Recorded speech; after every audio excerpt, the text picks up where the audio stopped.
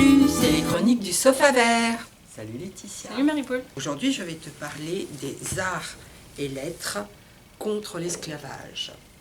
Un documentaire?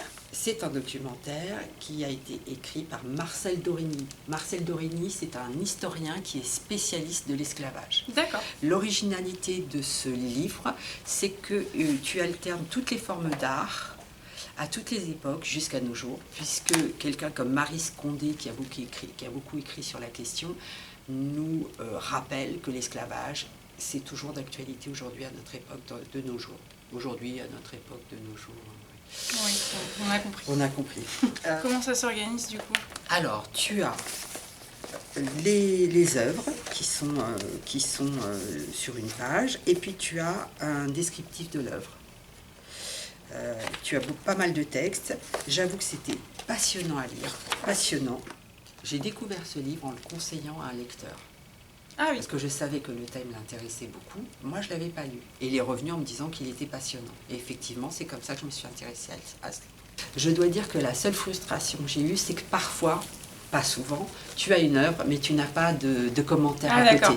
Alors, je suppose que Marcel Dorigny se dit qu'effectivement, l'œuvre se suffit à elle-même pour qu'on comprenne et qu'on ressente. C'est parfois saisissant d'horreur. Ouais.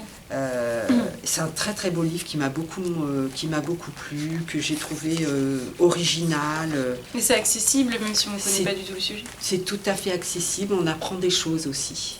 Là par exemple, c'est une femme de l'aristocratie. Tu sais, à l'époque il y avait des modes comme aujourd'hui.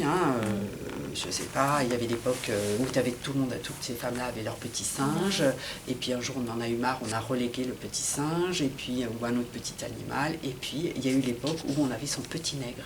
Voilà. Ouais. Et donc là, voilà, comme un animal domestique. C'était traité exactement de la même manière. Voilà. Donc c'est abominable. Alors, et toi, tu vas nous parler de quel livre aujourd'hui? Alors, moi, je présente un album traduit du néerlandais qui s'appelle Petit Renard et qui est sublime. J'ai adoré. Tu peux regarder. Oui, attends, après je te montrerai bien les petites images. Mais d'abord, l'histoire, c'est tout simple. C'est l'histoire de Petit Renard qui court, qui a la poursuite des oiseaux, des blaireaux, et puis de deux petits papillons qui va suivre. Sauf qu'à un moment, il arrive dans une dune de sable, il va sauter de très haut, et là, il tombe dans les pommes. Et ensuite, on poursuit son parcours dans ses rêves, dans son enfance, qui va penser ce petit renard. Et ce qui est super dans cet album, ce sont surtout les illustrations, comme tu as peut-être vu. C'est un mélange de photos et de dessins, c'est ça? Les paysages, ce sont des photos? Voilà, en fait, c'est des photos prises... Pas toujours. La plupart du temps quand même. C'est des photos noir et blanc un peu vieillies et dessinées. Et ensuite, on a les petits dessins rajoutés, donc le petit renard et les petits papillons. Tous les animaux, tous les personnages, effectivement, sont dessinés alors soit à la peinture, à l'aquarelle ou à la craie. Et c'est super joli, je trouve. Trop mignon. Ouais, c'est trop mignon. Et là, il y a par exemple le petit garçon qui arrive et qui, lui, va découvrir le petit renard étendu sur le sol. Tu vas pas tout raconter, hein. Non, tu vas divulgacher, je le sens. Mais non, pas du tout. Parce que du coup, il va le rencontrer, il va essayer de le sauver. Et regarde, il y a cette page qui est trop belle, où tu as les petits animaux qui font le deuil du petit renard, mais t'inquiète pas, hein, c'est pas... Non, ça, je dis ça y est, tu nous as dit. Mais non, pas du tout. Non. Et voilà, je dis pas ce qui va se passer après, mais regarde, c'est trop beau. Ouais, je pourrais tout de suite le lire après. Oui.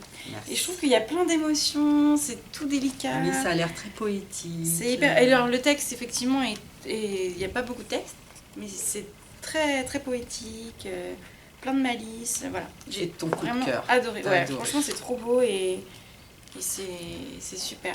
Merci Laetitia. Salut, à bientôt.